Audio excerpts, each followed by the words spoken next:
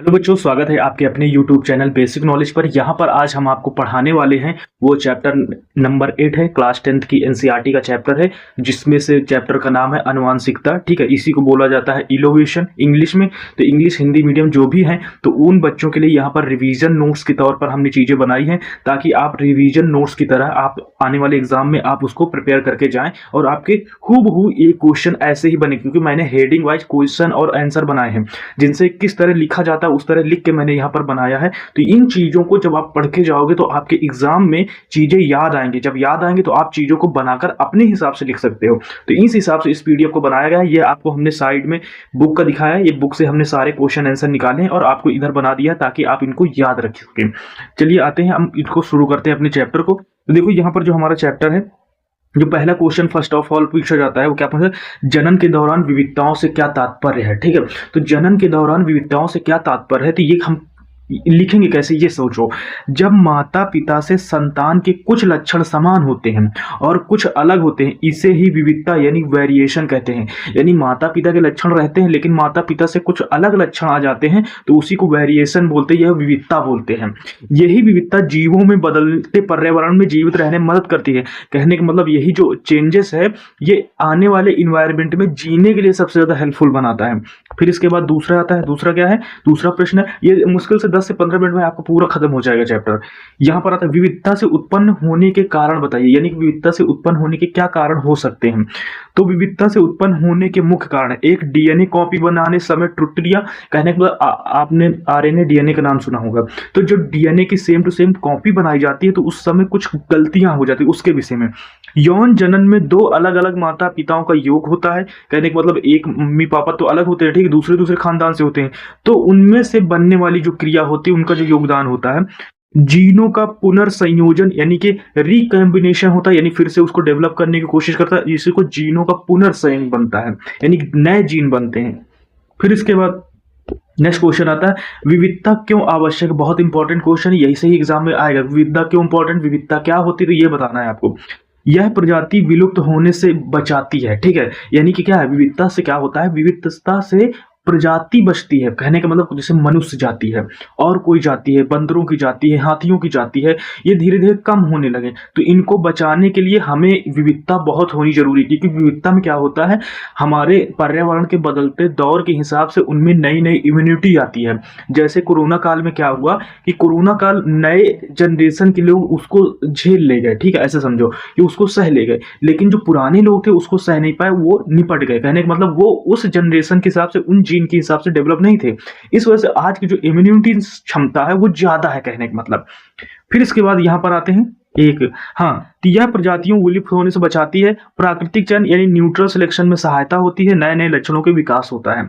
फिर यहां पर आते हैं आनुवंशिकता क्या होती है, यानी कि हेरिडिटी। तो हेरिडिटी क्या होती है, आनुवंशिकता। आनुवंशिकता क्या है, ये क्वेश्चन आएगा, ये बहुत इंपॉर्टेंट है, ये आता है क्वेश्चन, कई बार एग्जाम में आ चुका है।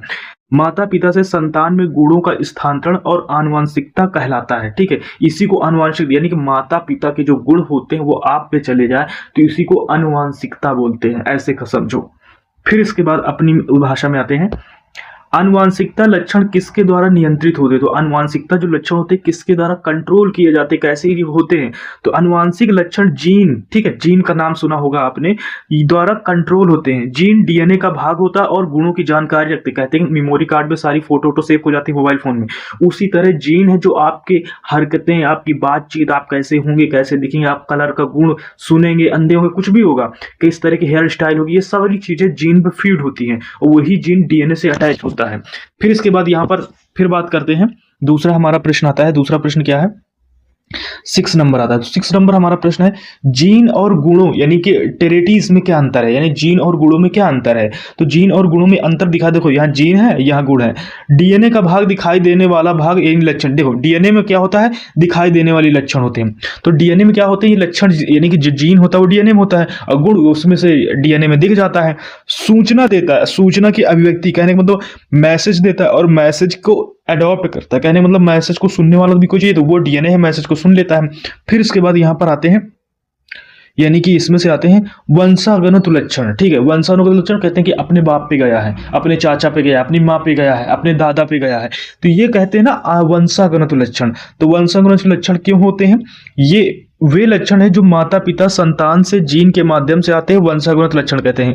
आपको लिखना बहुत सिंपल है कि आते सारे माता पिता से ही है। ठीक है, जैसे आंखों का रंग, त्वचा का रंग, लंबाई। अब आपके घर में अगर आपके मम्मी या पापा दो में से कोई एक लंबा होगा तो आपकी हाइट हो, क्या कहते हैं, हाइट उनकी मिल जाएगी। और उनमें से एक दो में से कोई काला या गोरा होगा तो उनकी आपको कलर मिल जाएगा। तो ऐसे कॉम्बिनेशन बनता रहता है। फिर इसके बाद यहाँ पर आते हैं वो 8 नंबर आता है हमारा। 8 नंबर क्या है? अर्जित लक्षण, यानी कि एक्यूरेट क्या होते हैं? तो एक्यूरेट क्या होते हैं? जो लक्षण जीवन काल में वातावरण का विकास होते हैं उन्हें अर्जित लक्षण कहते हैं। ठीक है, जैसे बॉडी बिल्डिंग से मांसपेशियां। अर्जित मतलब ऐसे होता है कि एक दुबला पतला आदमी है, ठीक है, लेकिन जो मसल्स आती हैं वो कहाँ से आती है? वो तो हमने बाहरी प्रोडक्ट खा के, दूध दही घी ये सारी खा के और जिम विम करके, ये तो बाहरी मसल लेके आए ना। ठीक है, मसल तो पेट से लेके तो पैदा नहीं हुए कि भारी भरकम बॉडी बिल्डर बना के पैदा हुआ। तो ये सारी चीजें। फिर इसके बाद आते हैं, यहाँ देखो, अर्जित लक्षण वंशागुणित नहीं होते। ऑब्वियसली सी बात है। अब किसी के पिताजी दुबले पतले होते हैं तो लड़का बड़ा हट्टा कट्टा निकलता है, मोटा तगड़ा, उसकी बॉडी अच्छी बन जाती है। किसी के पिताजी क्या कहते हैं, अच्छे खासे बॉडी बिल्डर होते हैं, लेकिन क्या कहते हैं, उनके बेटे दुबले पतले होते। तो ऐसा होता। तो ये जो क्या कहते हैं, जो वंशागुणित ये लक्षण नहीं होते, इनको कहते हैं। का मतलब ये वंशागुणित लक्षणों के नियम क्या है, यानी ठीक है, मेंडल्स लॉ, जिसे मेंडलीस लॉ आपके बुक में दिया है, तो इसी को मेंडल्स लॉ बोलते हैं। ठीक है, मेंडल का लॉ तो यहाँ पर बोलते हैं। तो मेंडल कौन थे? ठीक है, तो सबसे पहले मेंडल कौन थे, इनके विषय में जानो। सब क्वेश्चन आंसर के हिसाब से आपको समझ में पूरा आएगा। ग्रेगर मेंडल, ठीक है, को अनुवांशिक जनक कहा। जो ग्रेगर मेंडल थे अनुवांशिक के जनक कहा जाएगा। इन्होंने मटर के पौधे में इस्तेमाल किया था। इन्होंने मटर के पौधों में एक्सपेरिमेंट किया था और जो उस मटर से निकाल के दूसरा मटर बनाया था तो उसके कुछ जीन, उसके कुछ चीजें दूसरे वाले मटर में आ गए। तो इसी को ग्रेग जॉन मेंडल का नियम कहते हैं। फिर इसके बाद नेक्स्ट आते हैं, मेडल ने मटर के पौधे को क्यों मेडल ने मटर के पौधे को क्यों ही चुना? ठीक है, तो कहने मतलब आसानी से उगने वाला पौधा था, कहने मतलब आसानी से उगाता है। स्पष्ट रोधी लक्षण मतलब कोई बाहरी चीजों से इससे इन्फेक्ट नहीं होता। और स्व परागण की संभावना इसमें से, यानी कहने का मतलब परागण करने का मतलब निषेचन करने की प्रक्रिया ज्यादा होती है, इस वजह से स्व परागण बोलते हैं इसको।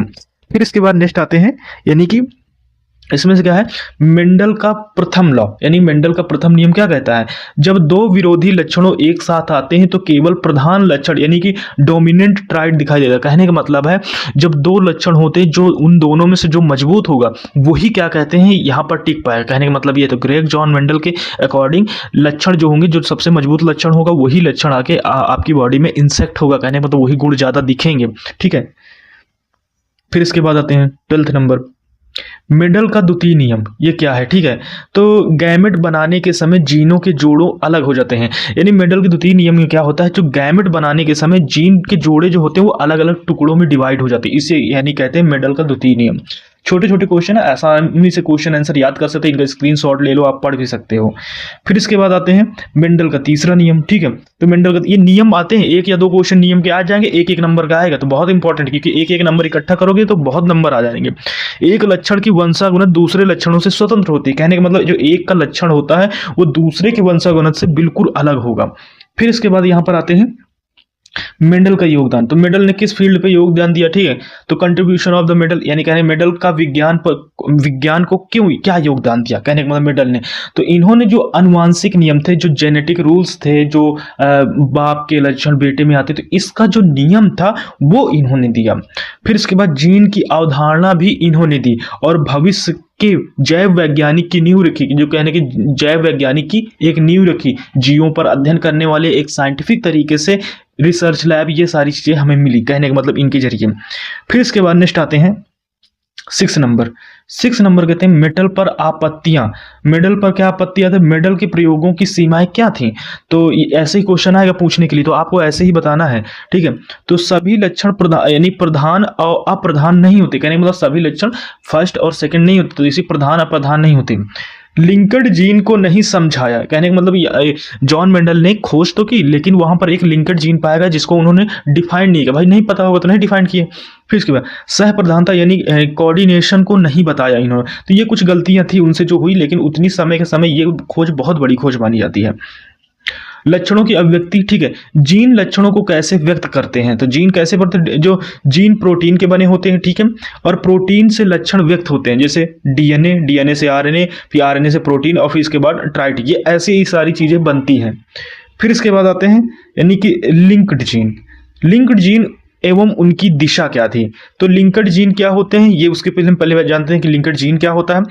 जो जीन एक ही क्रोमोसोम के आसपास स्थित होते हैं उन्हें लिंक्ड जीन कहते हैं। खत्म, बस इतना ही लिखना है, इससे ज्यादा कुछ मत लिखना, क्योंकि वहां पर आपको लिखेंगे 200 वर्डों में, 300 वर्डों में लिखिए, वो कहने का मतलब है 200-300 वर्डों से ज्यादा मत ले जाइए, उतने में ही लिख दीजिए, ये कहता है, ठीक है। क्वेश्चन को ध्यान से पढ़ा करो। फिर उसके बाद आते हैं लिंक्ड जीन स्वतंत्र वर्गीकरण का पालन क्यों नहीं करते, तो क्यों नहीं पालन करते, क्योंकि वे साथ साथ विरासत में जाते हैं, कहने का मतलब, ठीक है। फिर इसके बाद नेक्स्ट आते हैं परीक्षा उपयोगी शॉर्ट नोट्स, ठीक, तो अच्छा परीक्षा उपयोगी यानी परीक्षा के हिसाब से ये जगह चीजें रख दी गई हैं। कैसे, अनुवांशिकता गुणों का स्थानांतरण, ये आप नोट्स बना लीजिएगा, याद रखिएगा दिमाग में। विविधता क्या होता है, जीवित रहने में सहायक होता है इसका। जीन का क्या होता है, जीन डीएनए का भाग होता है। मेडल का क्या काम होता है, फादर ऑफ द जेनेटिक्स होता है। मेडल क्या है, फादर ऑफ जेनेटिक्स इनको बोला जाता है। अर्जित लक्षण वंशागुणा तो नहीं होते, जो लक्षण होते हैं वो वंशागुणा तो नहीं आते, ये सारी चीजें।